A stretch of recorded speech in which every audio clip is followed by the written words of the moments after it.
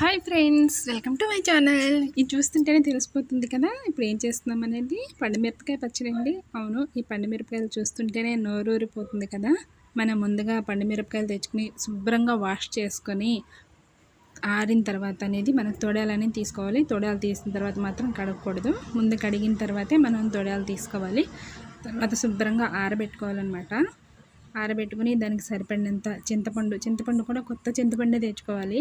నల్లగా ఉన్నట్టుండే చింతపండు అయితే మనకి కలర్ బాగోదు. మనకి ఇది కల్లుప్పు అనమాట. ముందుగా అయితే ఈ పచ్చడిని ఊరబెట్టాలన్నమాట. ముందు రోట్లో వీటిని వేసి బాగా దంచాలి. దంచిన తర్వాత ఆ చింతపండు ఉప్పు అనేది వేసి ఊరబెట్టాలి.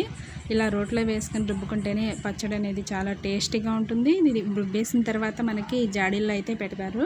ఇది ఎప్పుడు కావాలంటే అప్పుడు మనం కొద్దిగా తీసుకుని తాలింపు వేసుకుంటూ ఉంటాం అనమాట.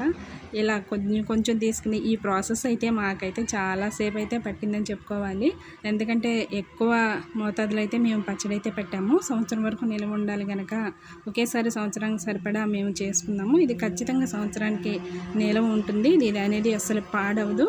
ఇందులో అక్కడ సీసా కనిపిస్తుంది కదా, అది ఆముదం అనమాట. ఆముదం అనేది వేస్తే మనకి పచ్చడి అనేది కలర్ చాలా ఎర్రగా వస్తుంది. అంతేకాకుండా ఈ పండుమిరపకాయ అనేది బాగా ఊరుతుంది కూడా అనమాట.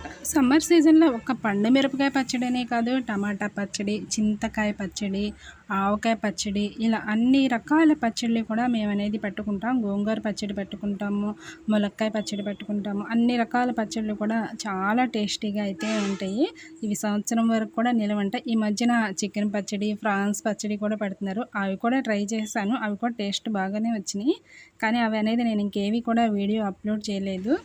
తగిన మోతాదులో చింతపండు, మనకి కల్లుప్పు అనేది వేసి రెండింటిని కలిపి వేసి తొక్కి వాటిని ఒక స్టోర్లో అయితే పెడతారు. మొత్తం అన్నీ తొక్కేసేసిన తర్వాత అంతా కలిపేసేసి ఒక బకెట్లో అయితే నిల్వ ఉంచుతారు. అంటే జాడీలో అయితే రుబ్బిన తర్వాత పెడతాము. ముందు బకెట్లో అయితే పెట్టుకుని ఉంచుకుంటాము. బకెట్లో ఊరిన తర్వాత మనం దాన్ని మళ్ళీ రోట్లో అనేది రుబ్బేసేసి మెత్తగా ఆ తర్వాత అనేది జాడీలోకి పెడతాం. జాడీలో పెట్టిన తర్వాత మనకి ఎప్పుడు కావాలంటే అప్పుడు కొద్దిగా తీసుకుని తాలింపు అనేది వేసుకుంటాం. మొత్తం అంతా ఒకేసారి అయితే తాలింపు పెట్టుకోము. ఈ వీడియో చూసే వాళ్ళు ఎవరికైనా పచ్చడి ఎంత మోతాదులో పెట్టుకోవాలి, దేనికి ఎంత చింతపండు వేయాలి, ఎంత ఉప్పు వేయాలి అని మీకు కావాలంటే నాకు కామెంట్ చేయండి, నేనైతే చెప్తాను.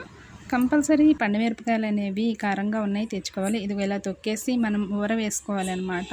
ఊర వేసుకున్న తర్వాత మనం రోట్లో అనేది 2 రోజులు అయిన తర్వాత రుబ్బుకోవాలి.